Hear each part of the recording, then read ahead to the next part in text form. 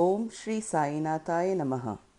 With blessings of Baba, I would like to take you into chapter 1 of Sai Satcharitra, which is just a replica of what Sri Hemad Pant has written. Let us delve into the stories of Sai Leelas. This chapter covers the wondrous saint grinding wheat, obeisance to various people, the story of grinding wheat and its philosophical significance. According to the ancient and revered custom, Hemad Pant begins the work Sri Sai Satcharitra with various salutations. First, he makes obeisance to the god Ganesh to remove all obstacles and make the work a success, and says that Sri Sai is the god Ganesh. Second, to the goddess Saraswati to inspire him to write the work, and says that Sri Sai is one with this goddess and that he is himself singing his own life. Third, to the gods Brahma, Vishnu and Shankar, the creator, preserving and destroying deities respectively, and says that Sainath is one with them and he, the great teacher, will carry us across the river of worldly existence.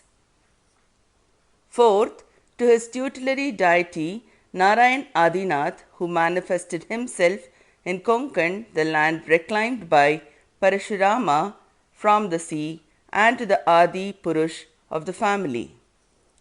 Fifth, to the Bharadwaj Muni, into whose Gotra he was born, and also to various rishis Yajnavalkya, Bhrigu, Parashar, Narad, Vedavyas, Sanak, Sanandan, Sanat Kumar, Shukra, Shaunak, Vishwamitra, Vasishta, Valmiki, Vamadev, Jaimini, Vaishampayan, Navayogindra, etc., and also the other modern saints such as Nivritti, Dhyanadev, Sopan, Muktabhai, Janardhan, Eknath, Namdev, Tukaram, Kanha and Narahari.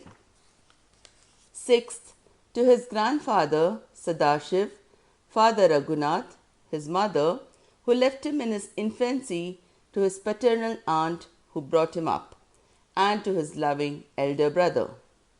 Seventh, to the readers and praise them to give their whole and undivided attention to his work.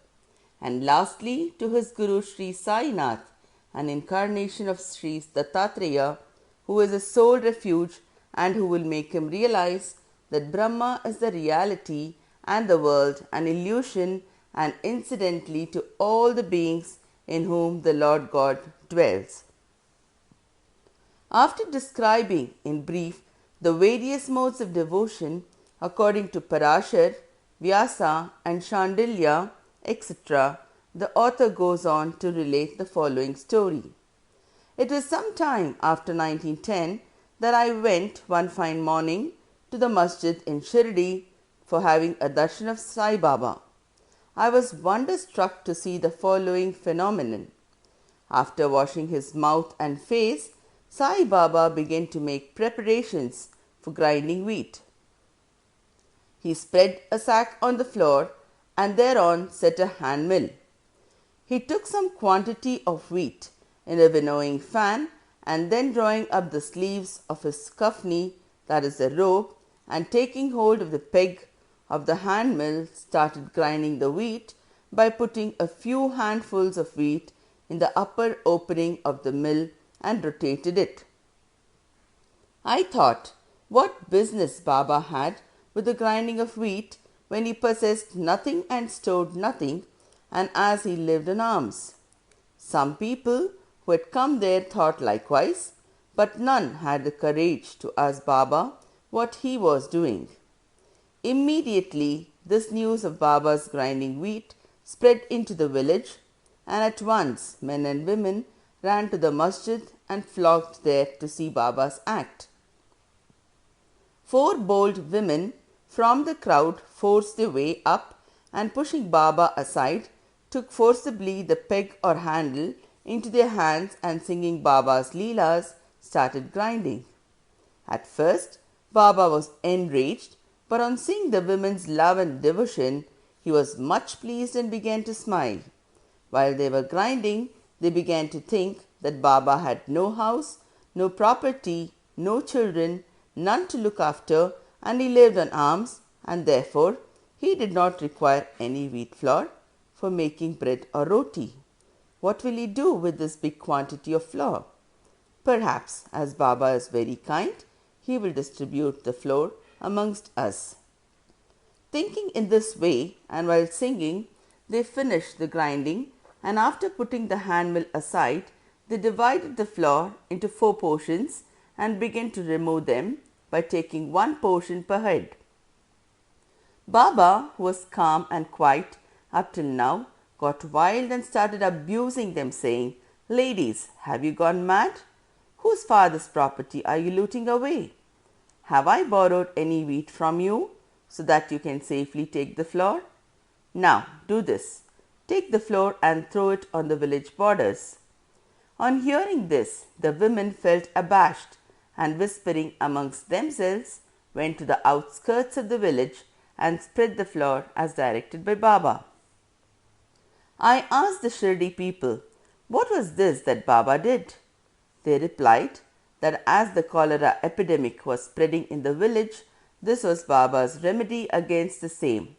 It was not wheat that was ground, but cholera itself was ground into pieces and pushed out of the village. From this time onward, the cholera epidemic subsided and the people of the village were happy. I was much pleased to know all this, but at the same time my curiosity was aroused. I began to ask myself, what earthly connection was there between wheat flour and cholera? What was the causal relation between the two, and how to reconcile them? The incident seems to be inexplicable. I should write something on this and sing to my heart's content Baba's sweet Leelas. Thinking in this way about this Leela, my heart is filled with joy, and I was thus inspired to write Baba's life, the Sai Satcharitra. And as we know, with Baba's grace and blessings, this work was successfully accomplished. Now, let us look into the philosophical significance of grinding. Apart from the meaning which the people of Shirdi put on this incident of grinding wheat, there is, we think, a philosophical significance too. Baba lived in Shirdi for about 60 years, and during this long period, he did the business of grinding almost every day. Not, however, the wheat alone, but the sins, the mental and physical afflictions, and the miseries of his innumerable devotees. The 2 stones of his mill consisted of karma and bhakti, the former being the lower one and the latter the upper one. The handle with which Baba worked the mill consisted of dhyan. It was a firm conviction of Baba that knowledge or self-realization is not possible unless there is the prior act of grinding of all our impulses, desires, sins, and of 3 gunas, that is, sattva, rajas, and tamas, and the ahankar, which is so subtle and therefore so difficult to get rid of. This reminds us of a similar story of Kabir, who, seeing a woman grinding corn, said to his guru, Nipat Niranjan, "I am weeping because I feel the agony of being crushed under this wheel of worldly existence like the corn in the handmill." Nipat Niranjan replied, "Do not be afraid. Hold fast the handle of knowledge of this mill as I do, and do not wander far away from the same, but turn inward to the center, and you are sure to be saved." Bow to Sri Sai. Om Sai Nathai Namaha. Sai Ram.